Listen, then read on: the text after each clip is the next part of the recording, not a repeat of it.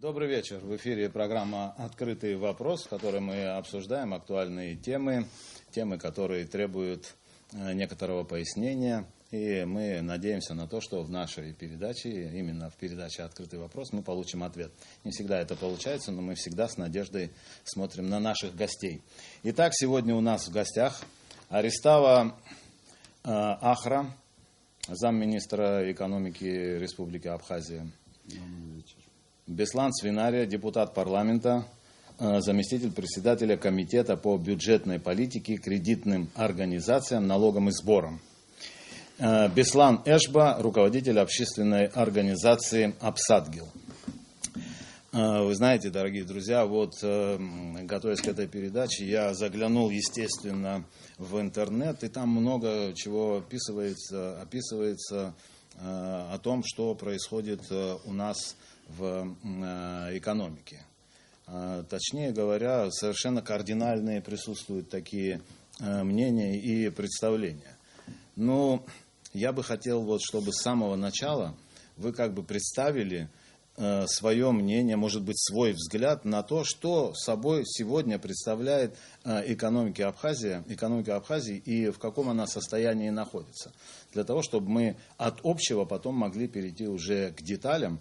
А конкретно это будет разговор о тех амбициозных планах, которые вот недавно были озвучены. Это об увеличении бюджета почти в 2 раза.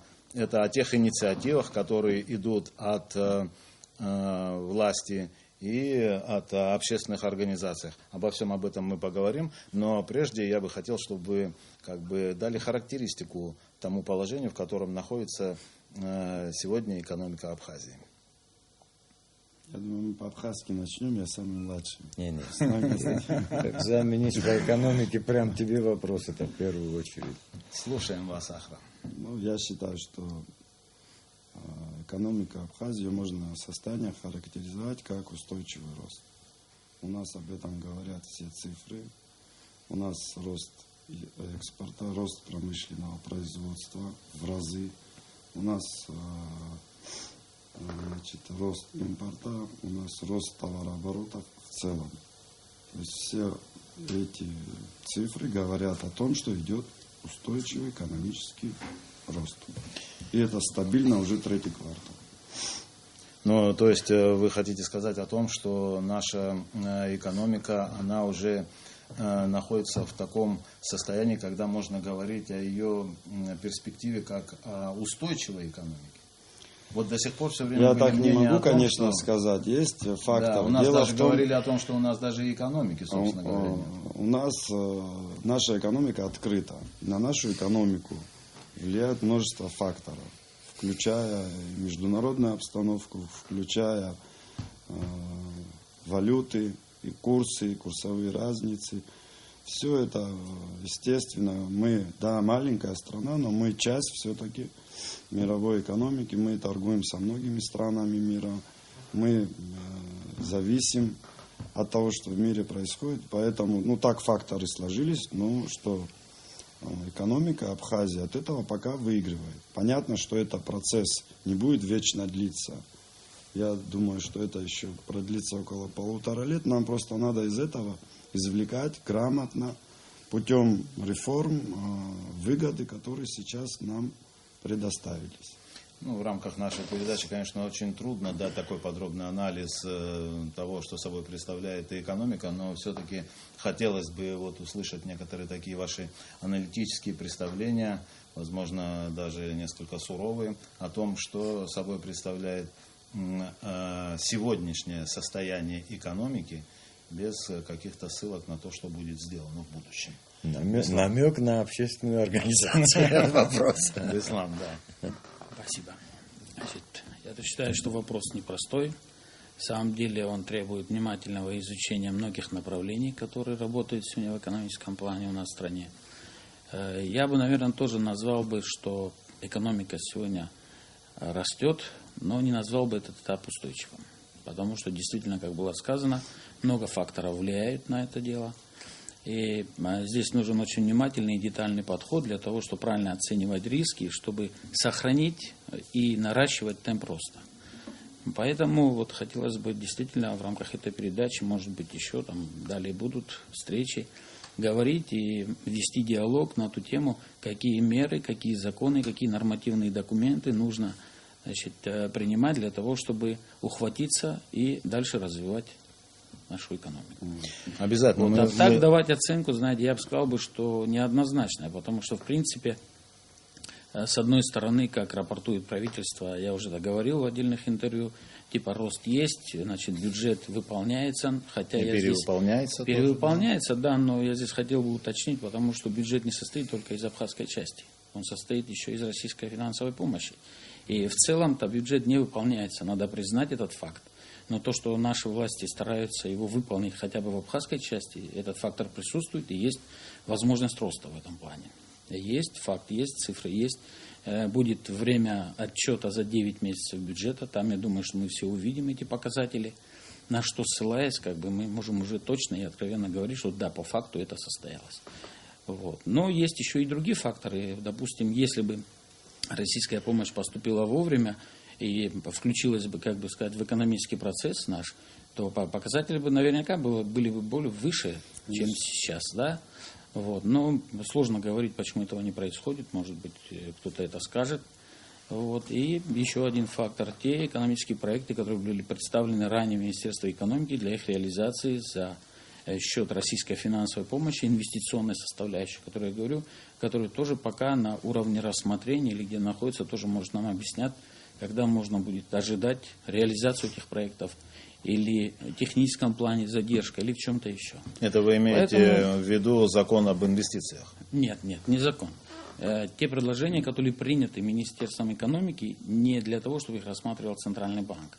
А есть инвестиционные проекты, которые рассматривались Министерством экономики и были переправлены российским партнерам. Российским партнерам. Для рассмотрения. И тоже прошло уже приличное количество времени. В рамках инвестиционной программы. В рамках инвестиционной программы, да. Тоже было большое подспорье тому, чтобы как бы начать движение вперед.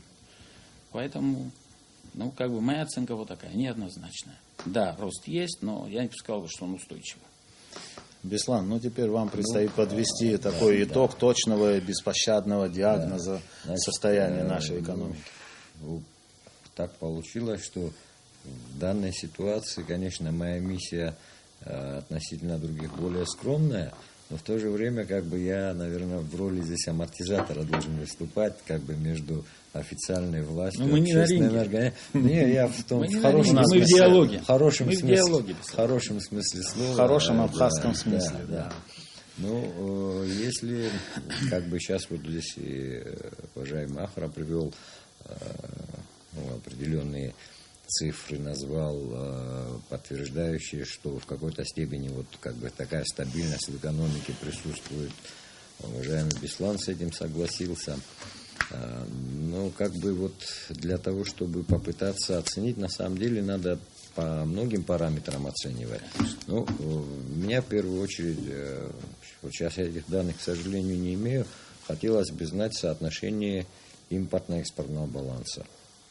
Первое. Второе, рост экономики, если вообще о росте экономики вести речь, я бы не сказал, что рост идет. Такое устойчивое состояние, мы можем сказать, что оно устойчивое. Почему? Потому что тогда параметры бюджета, наверное, выглядели бы совершенно по-другому, и это позволило бы уже решать социальные задачи, в том числе и в вопросах повышения заработной платы. До сегодняшнего дня у нас завис вопрос, мы пока не решили, увеличение размера пенсий для граждан Абхазии, не имеющих гражданства Российской Федерации. То есть, если бы эти моменты были бы, наверное, на более другом уровне, в смысле, имеется в виду экономический рост, если был бы, скорее всего, мы эти проблемы смогли бы самостоятельно решать собственными силами. Не могу не сказать в этой связи свое такое немножко негативное отношение, и я думаю, на это обязательно нам всем надо будет обратить пристальное внимание. Почему? Потому что без этого, мне кажется, сложно будет в дальнейшем вообще вопросы развития экономики эффективно проводить. Это ингушская граница. граница на нашем востоке. Значит, я об этом говорю часто многим своим, с кем я общаюсь, и друзьям, и со всеми, да. Если любое государство сегодня успешно развитое, экономическое, взять и проделать с ним в течение года то, что происходит у нас на той границе, то есть сюда попадает товар контрабандным путем, я думаю, никакая экономика этого государства не выдержит. Поэтому я как думаю... тогда вообще, вот вы поясните то, что сейчас предполагается взимать налог с орехов, которые уходят в Грузию? Ну, так не ставится вопрос взимать налог с орехов, который уходит в Грузию. А как ставится вопрос? Орех, вообще тот орех, который предполагает покинуть орех, который уходит на экспорт. За пределы. По большому счету, любое государство, которое стремится к развитию и устанавливает какие-то ставки оплаты для тех товаров, которые покидают территорию, в принципе, поедет он в Грузию или поедет куда-то в другую страну, нам в цифровом выражении особых проблем не должно быть. Главное, чтобы вести жесткий контроль, чтобы можно было правильно оценивать ситуацию, давать ей, как говорится, правильный толчок для того, чтобы дальше смотреть и анализировать. Вот так, я думаю, что мы просто будем вынуждены в любом случае вернуться к этому вопросу и, конечно, консультируясь со всеми общественными организациями, я не знаю, экспертами, мы должны будем прийти к одному какому-то решению. Может быть, решению не совсем ординарному, нестандартному, но без этого, я думаю, что многие вопросы у нас будут тормозиться, и вот тот эффект, который мы будем ожидать от наших действий в дальнейшем, он может быть как бы преуменьшен вот за счет вот этих проблем, существующих на той границе. Вообще, эта тема, конечно, отдельного разговора. Тут нужно говорить о многом. Тут есть и такая важная часть, как политическая составляющая, и вообще эти взаимоотношения на границе, которые в некоторой степени, наверное, может быть, даже и больше носят несколько такой криминальный характер. Поэтому тут нужно, конечно, точно разбираться и смотреть, каковы будут последствия всего того, что произойдет. Это не тема сегодняшнего разговора. Взимание этого платежа ситуация никаким образом не ухудшится. А от того, что там перекроется граница и туда, скажем... Больше будет порядка. Больше будет порядка и контроля. Все. Как только вы считаете? Я считаю, что на эту тему был разговор у вице-премьера Дмитрия Серикова. Дело в том, что такие вопросы, к ним подход будет цельный. То есть мы объявили, у нас большой договор с Россией, вектор мы определили, и это должно также отражаться в экономической политике государства. То есть дружественные страны, есть недружественные страны. И поэтому, когда мы устанавливаем какие-то отношения, и, кстати, закон о валютном контроле тоже это будет регулировать, такие вопросы. Вы обратите внимание, что сейчас в мире происходит. Когда страна недружественная, начинают их блокировать всевозможными санкциями, всем прочими. Всеми этими инструментами мы тоже потихоньку должны вооружиться. И потихоньку, тихо, спокойно, мы сейчас небольшая страна, но в любом случае мы государство, член международного сообщества, и мы должны также выработать политику, включая таможенную, к странам, с которыми у нас дружеское отношение, один режим. Те страны, которые недружественно к нам относятся, там, конечно, будет другой совершенно режим. Глава 6, во всяком случае. Глава 6 Таможенного кодекса Республики Абхазия, она позволяет применять валютный контроль. Кстати, они даже обязаны его применять, органы таможни, но им не хватал закон. Вот этот закон, он готов. Вот вы знаете, раз мы перешли финансовые, уже к этой товарные потоки, любые перемещения, все эти вопросы будут под контролем единым государства. Государство обладает исключительным правом контроля за движением денежных средств в стране. Государство – это монополист. То есть, и оно должно свою власть через закон применить. И тогда эти вопросы все, они будут уже решаться не в таком политизированном ключе, а в прагматичном ключе. Валер, можно я как бы вот акценты до конца расставлю? Все же свободная я начал, страна. а то не договорил. Ну, я вот как бы о недостатках сказал, но я хотел бы сказать, ну и о каких-то позитивных моментах. Это у нас не так все плохо, что мы только говорили, что у нас все плохо. Ну, сегодня с учетом... наоборот, вы определили состояние нашей экономики как устойчивое. Ну, я вот стабильную, я устойчиво стабильную, да. Вы знаете, с учетом сегодня геополитических процессов, которые происходят вокруг нас, влияние кризиса, мирового финансового кризиса, оно в любом случае на нас оказывает негативные последствия. И при таких условиях я хотел бы об этом вот как бы с удовлетворением на этом акцентировать и отметить это, несмотря на то, что вот Беслан говорил, уважаемый, по поводу в том числе финансирования некоторых инвестиционных проектов, вообще оказание финансовой помощи, оно не в том объеме поступило, в котором мы предполагали, и практически с начала года до нынешнего времени мы смогли проблемные вопросы решать собственными силами. Я думаю, что это тоже позитивный факт, на который обязательно надо как бы обратить внимание. Знаете, Можно я добавлю, да? Дело в том, что то, что удалось решить, я еще раз говорю, давайте будем давать оценку после того, когда будет представлен бюджет хотя бы за 9 месяцев. Да, мы слышим в цифрах, слышим в цифрах от ответственных чиновников, что бюджет исполняется, есть увеличение платежей и так далее. Но нам надо понять природу этих денег. Потому что новых производств не организовано или не привлечены какие-то дополнительные средства, чтобы увеличить товарное производство или оказание услуг. Тут прямо действие – это увеличение туристического потока, увеличение денежной массы за счет увеличения цен и так далее. То есть, еще раз повторяюсь, надо нам дать трезвую оценку. Я тоже тогда прокомментирую. Дело в том, что у нас... Сейчас я докончу, извиняюсь. Вот. Поэтому тут надо понимать, если это останется на этом уровне, или отката назад по цен уже не будет, если только роста не произойдет, потому что у некоторых товарных производителей или, скажем, поставщиков были старые запасы, и они держали этот ценовой диапазон. Сейчас пойдут новые поставки с новой ценовой политикой. Пойдут или пошли уже, да. В любом случае рост получается. А взамен что мы подняли с вами пенсии или зарплаты или что? Поэтому фактор того, что состояние народа, ихних доходов и улучшение благосостояния в этом случае не растет, а наоборот вызывает некую тревогу.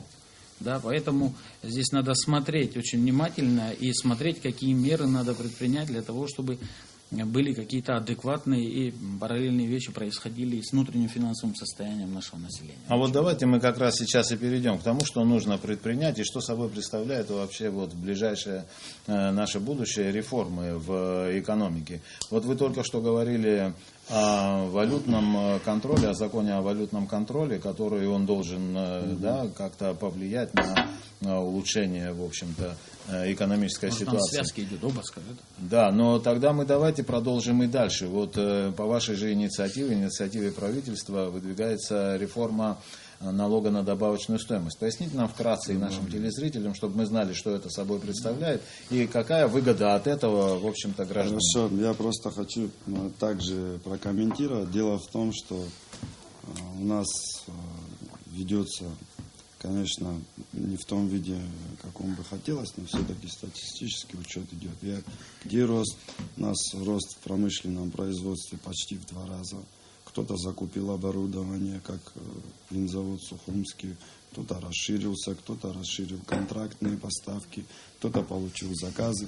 Рост цен у нас составил с начала года 12%. У нас есть, конечно, категории товаров, такие как сыр, например, где рост цен гораздо больше. Но у нас есть, то есть просто, что вот это именно за рост цен так перевыполняется бюджет или за счет цен увеличился товарооборот, это не соответствует действительности. Потому что рост цен общий в среднем составил 11,7%. А рост, допустим, экспорта, он у нас вырос почти в 2 раза.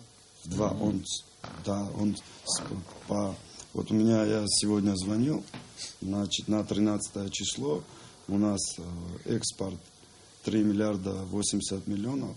А в прошлом году на это число было 1,6 миллиарда 600 миллионов. А можно спросить, что-то новое произошло? Увеличились поставки. Увеличились поставки, Ахрашевич. Это воды, не говорит о том, что вы... Одну секунду. Но они же нарастили промпроизводство. Одну секунду. Давайте так. Если вы оцениваете ситуацию, что идет рост, и рост идет. По факту. Я с ним согласился. Но если были бы организованы новые предприятия, вы что, кредитовали винзавод? Или какое-то предприятие, которое увеличили экспорт? Подождите, это предприятия сами развиваются за счет того, что рынок российский открылся. Винзавод тоже кредитовался. Секунду. Давайте так. Сейчас не хочу. И поэтому, если ассортимент увеличения товара, экспортных позиций увеличился, назовите их. Мы только будем рады. И мы будем... Нет, ассортимент, я имею в виду отдельных предприятий. И мы не говорим, что если кто-то линейку увеличил своей товарной продукции. Поэтому, если кто-то начал больше торговать в Россию из существующих предприятий и устойчиво стоящих на ногах, это только приветствуется. Но организовывать надо новые.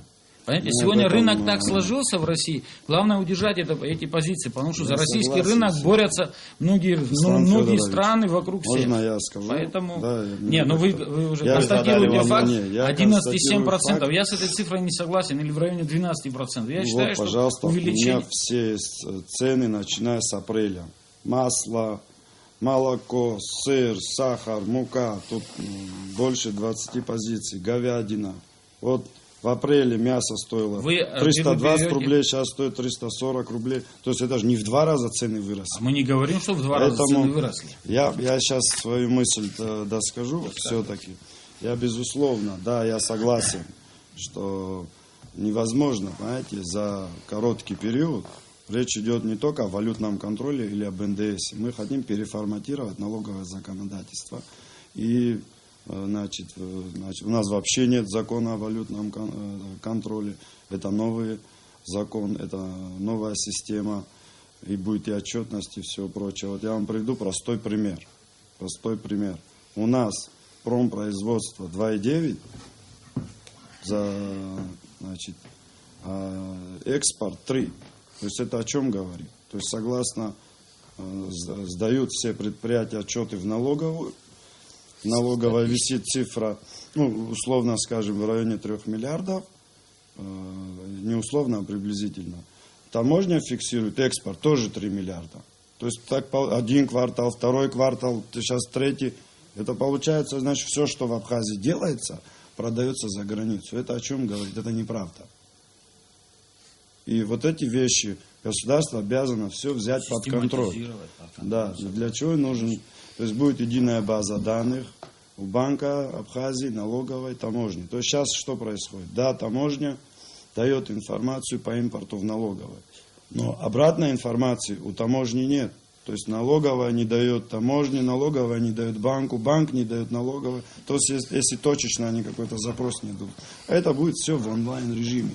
И будет прозрачная картина, кто что производит и кто что делает.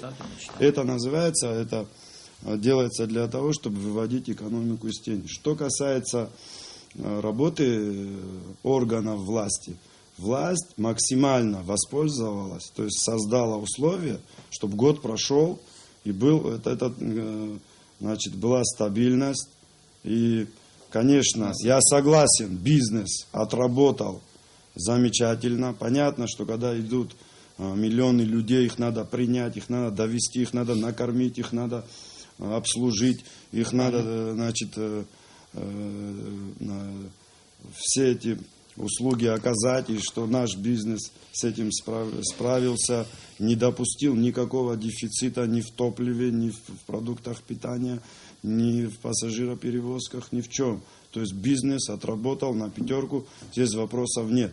Дальше то, что говорит Беслан Федорович, я думал, мы пойдем поэтапно.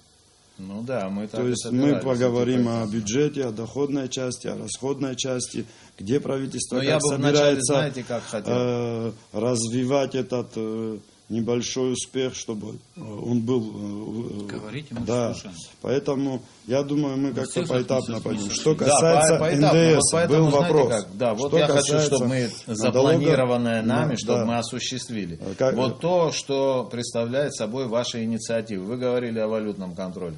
Реформа налога на добавочную стоимость. Что это даст вообще? Что вы ожидаете? И какие инструменты Валютный вы готовы контроль – это использовать, чтобы инициатива это Национального повлияло банка, на мы наше ее просто благосостояние? очень поддержали. Дело в том, что без валютного контроля реформировать НДС, это одно вытекает из другого. Налог на добавленную стоимость должен соответствовать правилам международной торговли. То есть по правилам международной торговли налог на добавленную стоимость изымается в стране или в месте потребления товара. То есть мы сейчас этот закон будем приводить в соответствие с этой нормой. И это нам даст в первую очередь защиту местного производителя, я могу сказать. Значит, для чего? Потому что правительство собирается в следующем году, президент это уже озвучил, когда посетил города Чимчиру, более 500 миллионов рублей будет направлено в малый и средний бизнес. Поэтому мы упреждаем, мы должны защищать. Сегодня импортный производитель, его товар, попадая на суверенную таможенную территорию Республики Абхазия, он налогом не облагается. То есть 10% у него фора, то есть он конкуренцию выигрывает. Поэтому сегодня это закон крайне необходимо реформировать. Дальше будет реформа и спецналога, она практически готова. И поэтапно там и страхование, лизинг, то есть реформа бухгалтерского учета. То есть мы идем по плану, план работы утвержден, то есть план у нас есть. Так я скажу. Понятно, хотя многие говорят о том, что вот как раз нету такой экономической программы. Вопрос можно будет задать, но я бы все-таки хотел, чтобы мы то, что тут мы запланировали, мы на эти вопросы тоже получили. Вокруг НДС сейчас поговорим. Его как такого пока нет, да, проекта, я так понял? Проект готов. Парламент неофициально пока не поступал. Ну, хорошо, что готов. Можно вопрос задать? Пожалуйста.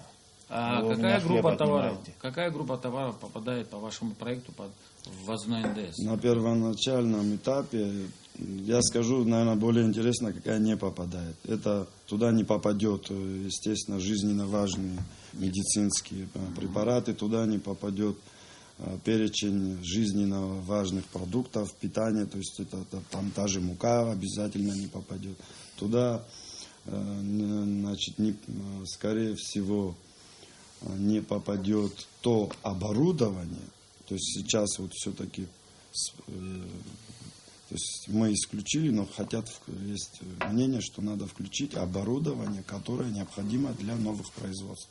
То есть я, допустим, не вижу смысла, да, если мы хотим поддержать экономику, еще выделяем деньги государственные, то есть тоже для того, чтобы новые предприятия открывались, можно и не брать. То есть и там еще ряд точечных споры идут по топливу, тоже споры идут. Я считаю, что топливо надо облагать НДСом.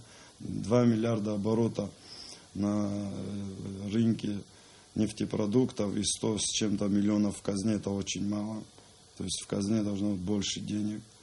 Тем более, что мы регулируем, правительство регулирует цены на нефтепродукты, поэтому здесь не надо бояться, что там кто-то что-то взвинтят. Ага. Ну и также вот если... Нет, ну, на мой взгляд, я отвечу коротко, на мой взгляд, вообще все продукты питания и все лекарственные препараты не должны попадать под НДС. Я не совсем согласен. Дело в том, что, например, у нас значит, открыты тепличные хозяйства, те же помидоры, те же огурцы. То есть, если мы даем кредит, и уже люди работают, да, чтобы они могли конкурировать с той же контрабандой, Беслан Константинович, с контрабандой бороться не НДСом же, то есть, если у нас есть помидор, перец, зелень, огурцы, то, естественно, мы этих предпринимателей от недобросовестной конкуренции должны защитить. От недобросовестной конкуренции, от контрабанды защищайте, но пока я нет имею такого в виду, объема. что помидор без НДС. Можно, пока я договорю, это самое. Пока будет насыщение рынка нашим товаром, который здесь выращен, и в тот же момент удорожать то, что заезжает, смысла не вижу. Давай Нет, лучше уравнять их, Вот по насыщайте, поводу удорожания. насыщайте. Почему такое мнение? Вот, Ну, вот я не фактически, знаю. что получается, если будет введен НДС, то это как, если я так правильно понимаю? Нет, я же особого дилетант. удорожания там нет, там Нет, большое. но есть Это не мнение, ляжет тоже я на читал в интернете, плечи что вот будет обыкновенных удорожание. граждан. Нет, покупать. будет незначительно. Незначительно, Незначительно, да. но все-таки будет. Будет. Кстати, я Речь попытаюсь идет о как бы 5%. сейчас, Вы Нет, подожди, вот знаешь, чтобы как? понятно Мы- было, что это такое. Да, нет, почему знаешь, мы его- соблюдем вот ту конфигурацию, которая у нас Да я складывается молчал за всё столом. время. Я бы хотел все-таки, Беслан, чтобы вы прокомментировали вот эту реформу НДС. В общем, как вы считаете, что Мы есть оценим здесь ее положительного? положительно, конечно. Что есть положительного, а Конечно. что есть отрицательного? Дело в том, что мы все-таки с 1 проанализировать. января 2015 года с нашим стратегическим партнером Российской Федерации вошли в режим торговли. То есть нулевые ставки по таможенным платежам. Так. Что в одну, что Да. в другую сторону. Но с российской стороны применяется, как известно, ввозной НДС. То есть удорожание нашей продукции. У нас этого не происходит. Это будет своего рода некий регулятор сдерживания цен для поддержания местного производителя. Плюс. Но, в смысле плюс? Это плюс, да. Нет, это не только плюс, это как бы регулятор Это факт. становится. Да, Регулятор, факт. но- Вот. Но дело в том, что пока ты не насыщаешь или поэтапно насыщаешь внутренний рынок, удорожать ввозную продукцию, ну тут надо думать, смотреть. Я еще раз говорю, вот что касается продуктов питания, пока может не стоит. Это не такая существенная составляющая будет в общем, может быть, в контексте того, что там предполагается, но и у меня еще один вопрос. Что касается поставок в рамках финансовой помощи российской, которая будет реализовываться для подрядных организаций, для поставок стройматериалов и оборудования. Предполагается, что все это попадет под НДС? Я думаю, Я да. считаю так, опять же, Не, мы это прорабатывали, еще находясь в Да. депутатском корпусе, когда мы были тогда, значит, коллегами с Бесланом В одном Константиновичем. комитете. В одном комитете, да. Поэтому, говорю, и тогда у правительства тоже не было возражений, поэтому хотелось бы вашу позицию по этому У поводу. правительства какое было тогда мнение? Что НДС нужен? Платить. Да, платить. У меня лично тоже такое же мнение. Но сейчас Ну, идут смотрите. спор. Дело в том, что такое Спор, льгота. наверное, заключается в том, что Здесь спора деньги из финансовой помощи, из составляющей перекочевывают аккуратненько в государственный бюджет и под другие цели и задачи можно будет перенаправить, верно? Не совсем так. У Ну нас как? нет Секунду. с российскими Вы выделяете- коллегами на эту тему каких-то споров. У нас есть... А я не говорю, что у вас спор. Я говорю, куда деньги могут перекочевать. С одного, как говорится, значит, кармана в другой. Имеется в виду, Российская Федерация выделяет там, допустим, миллиард рублей, на что, значит, исполнение идет определенных объектов, их восстановления. Ну, то Если есть целевое. предприятия, генподрядчики платят НДС, ну, рассчитывая, что часть этого НДС попадает в бюджет. То есть часть российской помощи, которая будет использована уже по назначению и даст точку роста для нашего уважаемого бюджета. Я правильно? Я могу хотел это бы, чтобы потом прокомментировать. подведете итог. Еще какие минусы вот может нести Он задал этот вопрос. НДС? Нет. Он задал Ну, я вопрос. хочу, да, спросил, попадает я, или нет. Я скажу Да. по поводу моего вы же личного сказали, что вы мнения. придерживаетесь того же мнения. Вот я категорически противник всевозможных льгот. То есть, когда ты там, что происходит по поводу НДС, я согласен, что по факту у нас есть такая ситуация, Министерство по налогам и сборам докладывает. Когда ты даешь льготу, неважно, это инвестиционные деньги Российской Федерации или деньги, которые правительство Республики Абхазия тоже тратит и будет тратить на строительные и другие работы, даешь льготу, и в фарватере этой льготы попадает частный бизнес. И они начинают уходить от этого налога всевозможными путями. Это государственный объект ремонтируется или не государственный объект. И получается у нас огромная проблема в этом плане. Поэтому я не вижу, я тоже считаю, что налог надо платить. А куда, как деньги перекочевывают, это другой важный вопрос, но другой вопрос. Как только кому-то даешь льготу, этой льготой начинают злоупотреблять. Кому надо и кому не надо. И из этого возникает потом большая проблема. Вот в чем дело. Что касается рынков овощей, у нас импорт за полугодие, там больше 100 миллионов, раз. Второе, насыщение рынка. У нас именно на овощи, благодаря местному производителю, именно на овощи в августе, значит, начиная с июля, и в августе уже существенно, допустим, на огурцы на 40% цены упали на перец 35, на помидоры 15. То есть я думаю, они дальше будут это наращивать, тем более проекты сданы. Значит, я думаю, и по малому бизнесу, и в следующем году там уже и средний бизнес, более существенные суммы будет поддержка. Проекты также сданы в Москву, поэтому, да, так что надо защищать. То есть уже пошло наращивание. Вы тогда, у меня рекомендация вам, опубликуйте официально ваши данные, которые есть по насыщению рынка, как вы собираетесь и когда ожидается, чтобы люди знали, простой народ, когда жизнь станет лучше. Когда, понимаете, в такой короткой передаче, сложно будет объяснить и ориентироваться на ваши цифры. Да, я, вы знаете, хотел вам, господа, напомнить, что мы уже полчаса в эфире. А пока мы вот так глубоко, как бы хотелось, не продвинулись в анализ нашей экономической ситуации. Поэтому я хотел бы, Беслан, чтобы вы подвели итог, пожалуйста, нашей беседе по поводу НТС и вот тех инициатив, налог, которые... Все в руках депутата. В руках депутата. Конечно. Я вам должен сказать, что вот как бы так позитивное отношение к стремлению сегодня исполнительной власти попытаться, во всяком случае, совершенствовать администрирование налогов таким образом, чтобы чуть-чуть восполнить, не восполнить, а увеличить размеры доходной части бюджета. Это, на мой взгляд, почему хорошо?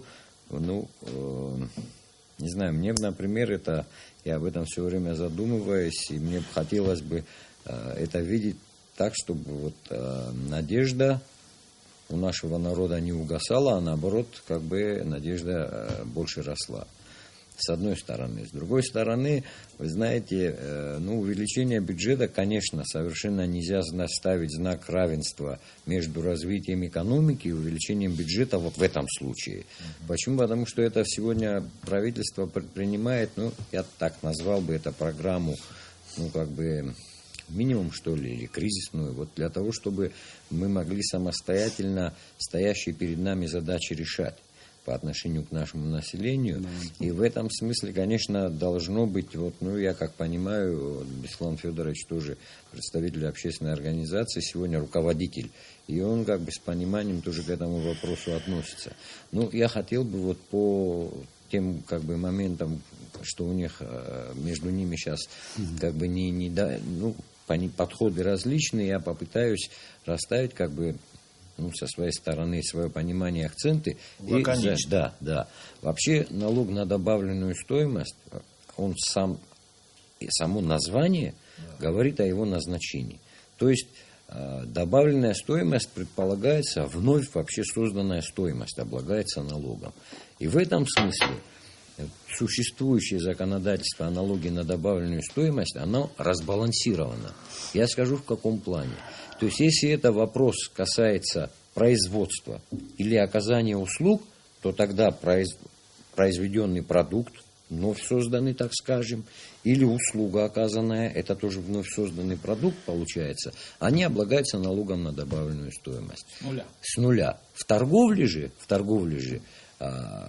завез товар предприниматель. Вообще для государства это тоже вновь созданная стоимость. Но по нашему законодательству завезенное не облагается налогом на добавленную стоимость, а облагается налогом только ту стоимость, которую он добавил. Я думаю, может быть, это было и правильно сделано. Щадили послевоенный период, это был, население щадили с тем, чтобы цены не выросли на торговлю, потому что практически все привозилось, и в том, к тому времени применительно, возможно, эти шаги были оправданы. Но время идет вперед, и сегодня, я думаю, этот дисбаланс надо от него уйти. Что касается того, что говорит Беслан Федорович, я не могу не разделить эту позицию однозначно, но я бы не хотел говорить вообще при разработке и принятии налога вообще о льготах. Да. Здесь речь о льготах не должна идти. Речь должна идти... Я что сказал о льготах? Это Ахра сказал же, да. Я же не говорю, что... Да, то есть, что я хотел этим самым сказать, речь не должна идти о льготах, а речь должна идти о ставках налога. Да. То есть На самом деле это целесообразно, надо считать, анализировать. Да. На некоторые товары, завозимые сюда, просто применять на данном этапе нулевую ставку налога. А потом в зависимости от ситуации... То есть, я думаю, это вот все то, о чем вы говорите. Скажите мне вот так вот, знаете, простым языком. Как это повлияет на мое благосостояние и наших телезрителей? Он же попытался это сказать. Увеличение бюджета, эти дополнительные средства направят на развитие бизнеса. У нас, слава богу, развитие бизнеса или куда почитать? Часть, да. Все видят, да? В этом году приехало гораздо больше туристов. Так. А казна выросла, перевыполнили на 200 миллионов рублей. То есть, если туристов приехало в 2 раза больше, значит, больше бензина завезли, больше мяса, говядины, свинины, птицы. Почти в 2 раза больше все завезли, а бюджет не растет. Понимаете, это нонсенс. И то есть, туристы приехали, деньги потратили, уехали, бизнес заработал. Вы когда верстали бюджет, вы еще рассчитывали на российскую помощь, которая не прошла. Не растет. Поэтому вот эти все реформы и нужны, чтобы это отражалось на бюджете. Что касается российской помощи, конечно, это вы это отражалось в индикативном плане. Слава Богу. Да. Все. Привезли туристы, но Отлично. не пришли деньги с инвестплана, пришли деньги с туристами. Хорошо, Беслан, можно мне вам задать вопрос? Вот это была инициатива, которую вы сейчас бурно обсуждали, инициатива правительства. А есть у вашей общественной организации Апсатгил или у других каких-то общественных организаций, партий, в том числе, есть тоже какие-то предложения? Могли бы вы что-либо назвать вообще вот в этом смысле? Потому что, я извиняюсь за долгую речь свою, в рамках этой передачи вы хотите, Валерий, этого слышать? Не-не-не, в рамках нашей передачи тоже можно. Потому что вы знаете, как мы много говорим и часто говорим о тех проблемах, которые существуют в экономике, на разговоры уходит очень много времени, в том числе и то, что касается реформирования налогов. Поэтому мы как-то многие темы забалтываем, понимаете, грубо говоря, бульварно. Я так улично говоря, да. Скажите, пожалуйста, какие инициативы? Вот здесь есть какие-то инициативы, предложенные властью. А какие инициативы предлагаете вы, которые реально осуществимы и повлияют на рост благосостояния граждан? Может, чтобы не повторять, предоставьте слово Дахру Шатовичу. Может, не, я вам вопрос задаю, я хозяин студии. И вообще все вопросы снимутся, и пойдем радоваться все вместе. Значит, мое мнение по поводу того, как нам организовать некую стратегию опережающего роста. Вот так я выражусь, да? И где есть провальные вещи в настоящей работе. Провальные, скажу, не побоюсь этого слова. Да, факторов много внешних, внутренних и так далее. Инвестиционная составляющая отсутствует. Что мы всегда будем ждать, когда нам Российская Федерация предоставит возможность реализации. Нет, постойте, у нас же есть закон об инвестициях. Инициативы. У нас есть закон об инвестициях, но он не работает, к сожалению. Поэтому кто-то говорит, видите, слава Богу. Так. А кто-то не может привлечь инвестора. А мы потом услышим мнение, только коротко, лаконично. Значит, почему? Что касается закона о инвестициях, который сейчас напомнили о том, что он есть. Да, он есть, он был принят 30 апреля. 2014 года, должен был войти в действие с сентября, по-моему, того же года, но, к сожалению, сегодня он не работает. Старый закон об иностранных инвестициях сейчас. На ваш взгляд? На наш взгляд, нет, это объективная реальность. Исполнительные органы власти не разработали нормативно-правовую документацию для того, чтобы закон начал работать. Поэтому, мне кажется, если есть мнение там, внести какие-то изменения, но, извините, год. Да, но это мнение можно было сформулировать и давно принести в парламент и дать разъяснение. Я не то, что сейчас критикую, дело в том, что мы пробуксовываем. И я говорю о том, что инвестиции – это основная составляющая для того, чтобы наша экономика росла. Мы сегодня не можем привлечь инвестора. Вопрос задаю, а какой у вас закон? Ну, пока нету, мы там его приняли, но он пока не работает, там чего-то пробуксовываем. Вы считаете, что основной доход вообще нашему государству, пополнению бюджета, он может основываться только вот на иностранных инвестициях? Нет, не только. Почему? Это одна из составных частей. Это одна из составных, но как бы основных. Ну мы же пока деньги с вами не печатаем, правильно? И дополнительные производства, чтобы организовать, тоже нужны финансовые вливания. Мы, видите, имеем сегодня конкретный пример. С начала года пока, по разным причинам, объективным, субъективным, российская помощь пока, что касается инвестиционной составляющей, не поступает. Правильно? Да. Так. Поэтому, а за это время можно было что-то реализовать. Верно? Верно. Поэтому, если будет закон, пожалуйста, Министерство экономики то разрабатывает, или Кабинет министров в целом, разработайте уже эту нормативную базу. Если есть вопросы к самому закону, оперативнее вносите свои поправки. Сейчас я докончу, извините. Свои поправки, но надо, чтобы закон заработал. Там прекрасные есть вещи, которых раньше не было вообще во взаимоотношениях государства и бизнеса. Там прописаны государственные гарантии, там прописана сетка льгот, которые когда применяются, по какому объему инвестиций. Там много интересных вещей. Поэтому вот в ноябре будет экономический форум. Да. Надеюсь, до ноября, наверное, Кабинет министров или Министерство экономики разработает, и мы сможем везде, на всех площадках представить, что в Абхазии есть закон об инвестициях. Кстати, старый закон, который был, он не предполагал, чтобы там местные предприниматели воспользовались некими льготами там, и так далее. В этом законе это предусмотрено. Местные инвесторы. Также, местные инвесторы. Местные инвесторы, местные предприниматели, да. А то так получается, что те, кто приезжают, могут воспользоваться, а местным здесь, наоборот, где поддержка местного бизнеса. И многие вещи в этом законе были учтены. Поэтому я считаю, что надо его обязательно довести в ближайшее время, если нужна наша помощь. Мы там для себя что-то записываем для того, чтобы представить, в каком-то виде. Посмотрим.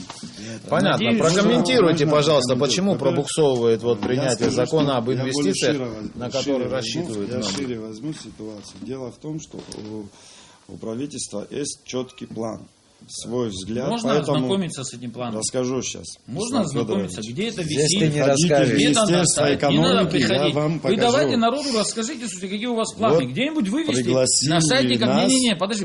Можно Кабинет министров, есть сайт Министерства экономики. Напечатайте в газете. Экономики. Так, давайте мы посмотрим. Вчера готов, он сейчас будет запущен. Так, все. План. Я согласен с вами, когда вы критикуете, что мы медленно работаем. Да, это наш минус. Я критику полностью принимаю.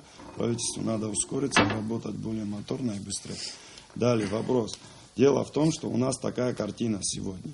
Если мы не разберемся с налоговыми реформами, вы 100 миллиардов в Абхазию вложите, и казна там еле-еле будет расти. То есть, государство определяет и осуществляет социальную политику через бюджет. То есть, собираются налоги, идет блок социальных вопросов, это зарплаты, пенсии, помощь, образование, медицина, наука. Это вопросы безопасности, это вопросы экономики. Поэтому простой вам пример. Была проведена инвентаризация, более 100 мини-отелей вдруг вскрылось.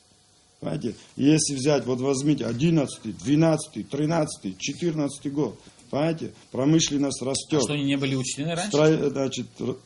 Это официальные цифры. Экспорт растет, импорт растет. 15, 16, 17, 19 миллиардов. Понимаете? И получается, казна 3,3, как заколдованные, застряли, в районе 3 миллиардов. Поэтому мы, правительство, сначала поломаем эту систему. Поломаем. Что касается закона об инвестициях, то есть мы наладим вопрос администрирования налогов раз, реформирования и улучшения платежей в бюджет.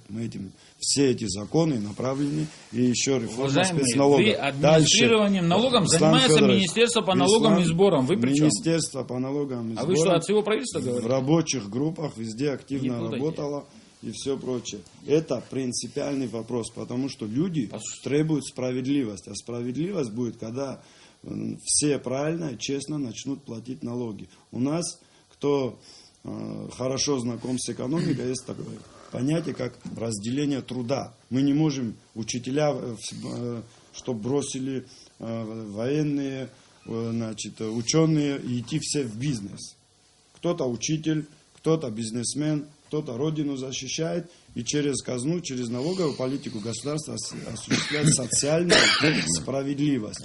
Далее, на втором этапе, я, конечно, согласен с Бесланом Федоровичем, что нужен закон об инвестиционной деятельности. Но я хочу перейти. То есть у правительства есть четкий план. Для чего увеличивается бюджет 2 раза? Для того, чтобы инвестиционная привлекательность Абхазии была выровнена во всех сферах. Это одним законом об инвестиции это вопрос не решишь. Это блок вопросов по безопасности, это вопросы решаются сейчас по судам нашим и, естественно, блок социальных вопросов. Блок экономических вопросов тоже разделяется. Речь идет об инфраструктуре, речь идет об у нас по плану создать в 1,5 года до 50 новых предприятий. До 50. Для этого выделяются из бюджета более 500 миллионов рублей. Будут кредиты выдаваться. И для того, чтобы то, о чем говорил Беслан Федорович, этот рост закрепить и обеспечить его дальнейший, обеспечить дальнейший рост. А одним законом об инвестициях, что касается моего отношения, не только моего, к закону об инвестициях. В законе об инвестициях, да, есть вопросы к нему, в особенности по льготам. Согласно закону об инвестициях, я сейчас не помню, глава 6 или 9, речь идет, ставка налога на прибыль 0, ставка налога на дивиденды 0. Что такое налог на дивиденд? Это прямой налог на богатых. Когда капитал, обладатель капитала вкладывает деньги, значит, получается, он в Абхазии деньги заработает, а народ с этого ничего не поимеет. И вторая опасность, ставки 0 налога на дивиденды, мы превратимся в офшорную зону. Это крайне опасно. Весь мир, это начиная со времен, начал Билл Клинтон, еще будучи президентом, борется с офшорными зонами, с укрывательством налогов, значит, и все прочее. Поэтому, да, ставку можно регулировать. Я согласен, она в Абхазии завышена сегодня. Значит, для юрлиц в России 10%, у нас 15%, да, ее надо до 10, до 9 спускать, но не 0. И также другие вопросы. Да, в законе много новшеств, но мы пока вот эти налоговые вопросы не отрегулируем, я, допустим, не вижу смысла кого-то сюда пускать, он будет богатый, а казна будет пустая. Ну, какой логика есть в этом? Нету. Ну, можно мне... Я тоже, если позволите. Я извиняюсь, конечно, слишком много было навалено. Я извиняюсь с вашей стороны на закон об инвестициях. Я постарался покороче. Постарался ты, по-моему, больше чем. Потому что поступление в бюджет и все остальное, социальная нагрузка, увеличение бюджетных показателей, это все хорошо. Администрируйте, делайте. Причем тут инвестор? Секунду. Причем тут и про планы, пожалуйста, где-нибудь озвучите их, чтобы мы понимали, и чтобы можно было спросить утром, вечером, днем, когда вы что-то там решите. Я скажу, что мы сейчас все планы пойдут вот. в это парламент, просьба, и будет и публичное обсуждение. Публичное обсуждение будет очень хорошо. Теперь, что касается дивидендов, чего-то я там в законе не помню про дивиденды, это другой закон чуть-чуть. А налоги на прибыль. Я читал. Дайте мне договорить, слушайте, я не перебивал. Налогах от дивидендов там нет. Там есть налог на прибыль и налог на имущество. Вот эти два налога, там в одном случае 50% освобождения от этих видов налогов, в втором случае 0. И то до момента окупаемости. И говорить о том, я считаю, что немножко неосторожно в том плане, что зачем я буду кого-то пускать. Извините, вы не один решаете этот вопрос. Есть народ, который хочет развиваться, который хочет привлекать инвестора. Вы что, определяющие, что ли? Нельзя так категорично разговаривать. Как это так? Ничего себе. Парламент припинит. Одну секунду. Нет, это категорично. Что значит? Подождите. Нет, подождите. Буду я кого-то пускать или не буду пускать? Давайте так. Закон принял, пишите, пожалуйста. Пускать, если они не секунду. Закон принят. Кто говорит? Да вы что? Да вы что? Что, кроме налога на прибыль больше ничего нет, что ли, в этой стране? Вы чего? Не надо так. Немножко. Я так понял, что не устраивает их то, закон принят. Мы же законопослушные люди. Закон принят, будьте добры, пишите под него нормативку. Или вносите изменения. Или отменяйте, выходите с... Слушай, вы пишете уже год. Я согласен. Ну не надо. Медленно, да, надо. Ну это не медленно, надо быстрее. Давайте пишите. А что мы будем говорить инвесторам? Вы ни одну круглый стол не провели, ни одних инвесторов не пригласили. Напрасно ты сейчас меня завел, Ахра. Где ваши банкиры? Где ваши инвестиционные фонды? Где ваши лизинговые компании? Дорогой мой. А вы, оказывается, специально поставили на тормоз закон об инвестициях? Я вас прошу, давайте заканчивать, а то у нас не будет нехороший диалог. Подождите, ваш приоритет вашей работы возьмите и озвучьте где-нибудь. Возьмите и озвучим. напечатайте. А мы посмотрим, будет общество бюджет посмотрим на около 6 бюджет миллиардов. бюджетом. И мы, я вам скажу, бюджет. дело в том, что да? приоритет, наш приоритет Министерства экономики в том, чтобы обеспечить именно наших Министерство граждан. экономики вообще государству Можно я принадлежит договорю? и народу. Я Вы понял. если Мы какую-то инициативу работаем. или тактику или стратегию выбрали, Тактика и давайте стратегия вынесите в народ, а там посмотрим. Тактику и стратегию озвучил в Ачимчире президент. Мы хотим выделять кредиты, чтобы наши люди Отлично. имели деньги, Великолепно. не ждали инвесторов, Мы радуемся. а имели свой Это одно капитал другому не мешает. кредитный, Это и неправильно. могли, то есть любое правительство, любой страны в первую очередь делает и решает вопросы для своих граждан. То есть оно хочет, чтобы граждане Абхазии в первую очередь Кто-то противится были этому. богаче, были более... Вы что это одно и то же обеспеченные. говорите? Мы это нормально, услышали. хорошо. Это нормально. Первое. Второе. Что касается, значит, есть такое понятие, когда ты сам лично в своей стране деньги не тратишь, хочешь, чтобы кто-то пришел, потратил. То есть на каждый вложенный рубль будет эффект и инвестиционный. Когда инвестор увидит, и тем более нашему гражданину будет легче разговаривать, имея деньги, привлечь дополнительно Я не понял, вы инвестора. что меня понял кто-то превратно, что ли? Я что, торможу местную инвестиционную составляющую, что ли? Я говорю, почему вы тормозите закон об инвестициях, который распространяется на местных предпринимателей в том числе? Да, понятно, да, дай бог, чтобы было Там, больше есть. возможностей помогать. Можно Да, как бы я прошу тоже вас, пожалуйста, брейк. ставлю, если Сейчас, можно. пожалуйста, да, Да. Беслан, подведи итог, а то мы уважаемый уже Ахраб, задержались. то, о чем ты говорил, ну, это понятно, и не надо, по большому счету, ни мне, ни Беслану об этом рассказывать. Мы это понимаем и это поддерживаем. В том плане, вот, те шаги, которые вами предпринимаются для улучшения ситуации. Вопрос, когда речь идет об инвестициях, я, например, это знаешь, как расцениваю, я попытаюсь свою позицию сказать. Почему сюда не приходит инвестор? Давай с этого начнем. Вот. Потому что ему здесь неинтересно. А почему неинтересно здесь в Абхазии? Помимо того, что он сказал, что нету соответствующей нормативной какой-то документации, у нас климат и риски очень высокие. И в этом смысле, если мы сумеем создать, таким образом расположить все, что они к нам захотят прийти, это имидж прежде всего нашей страны. И поэтому к инвестициям и к инвесторам надо относиться с уважением. Безусловно, надо подходить при решении и рассмотрении вообще предложений от инвесторов, надо так взвешенно.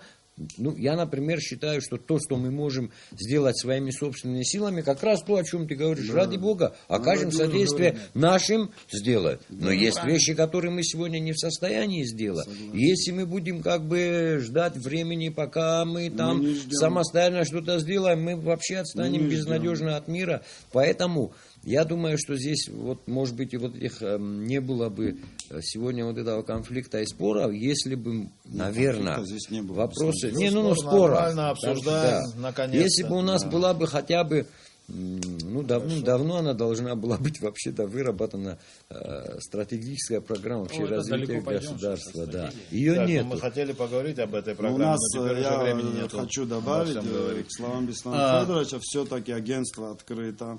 У нас министр очень активно, он не сидит в кабинете, он ездит в районы, он сегодня в Ачимчире был. Смотрим. Он старается расчищать инвестиционные площадки, это касается и иностранных инвесторов, всячески им содействовать и помогать.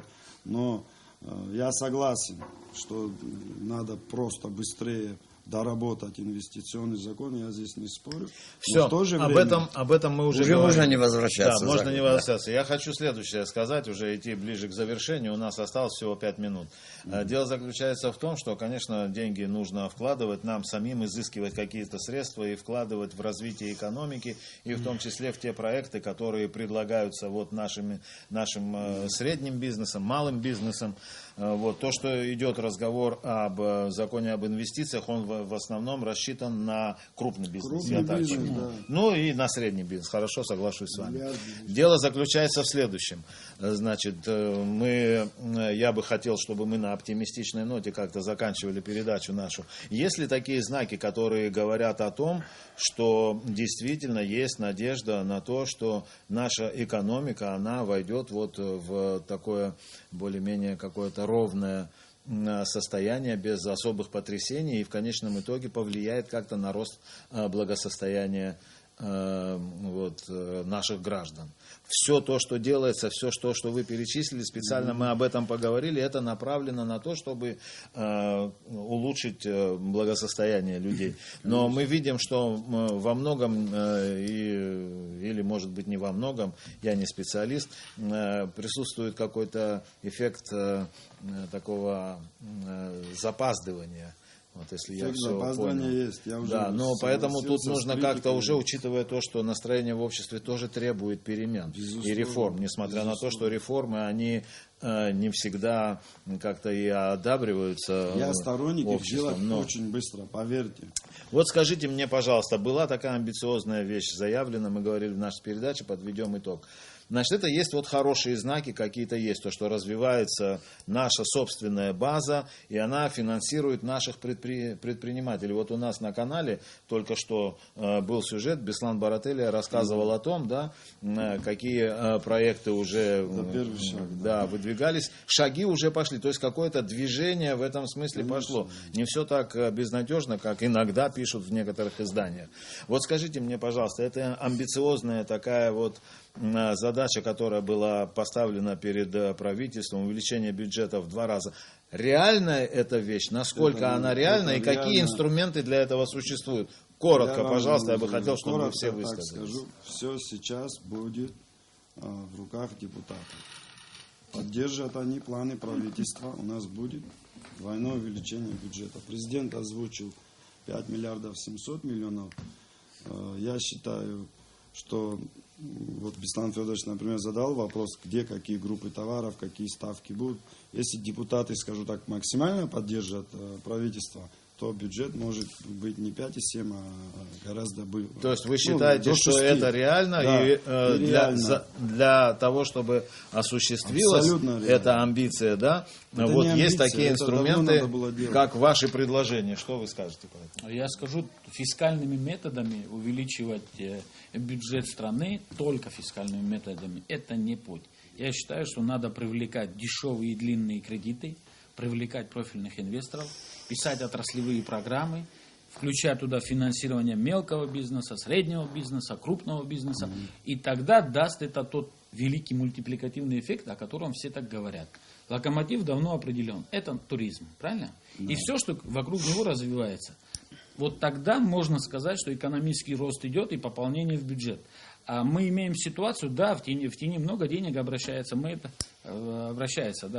но дело вот с этой частью вопроса я немножко не согласен. Посмотрим, раз институты, наши органы власти, которые есть, посчитали, что таким образом можно увеличить вдвое, посмотрим как бы. Посмотрим на цифры, посмотрим на проект, мы дадим свое заключение, свое мнение. Как это говорят, по осени считают цыплят. Так, и примите, вот конечно же, в этом участие, насколько я понял, практическое тоже, примут, в любом случае, депутаты парламента будут смотреть, будут широкие дискуссии, наверное. Бюджет непростой, первый раз он такой амбициозный, как уже было сказано. Наверное, ребята все посчитали. Посмотрим. Подведите, пожалуйста, итог. Конечно, было бы вообще великолепно, если бы такая возможность появилась бы, и утвердить и получить в итоге бюджет, который будет реализован. Да. Почему? Потому что это позволит, вот как раз то, Валера, о чем ты говоришь, как это скажется на народе, когда ты спрашиваешь.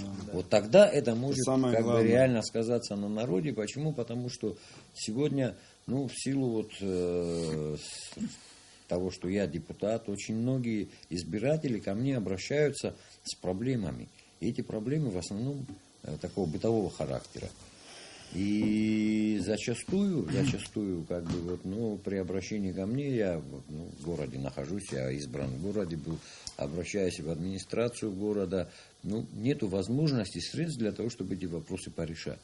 И хочется верить, что если мы сумеем реально, то, что хотелось бы, конечно, для начала увидеть, обсудить с ними, поспорить где-то в какой-то степени, где-то согласиться, но в итоге прийти к оптимальному, может быть, наверное, решению, которое позволит, хочется верить, что это возможно, раз они рассчитывали, в этом уверены.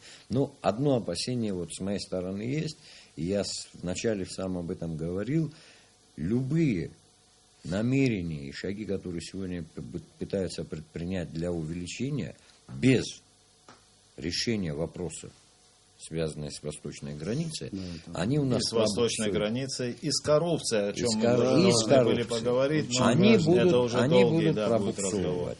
Поэтому, давайте раз мы завершаем, на такой позитивной попытаемся ноте завершить, в надежде на то, что наши планы, наши во всяком случае, еще и недостатки какие-то у нас есть, что мы сумеем и на них обратить свои взоры и приложить усилия для того, чтобы их исключить.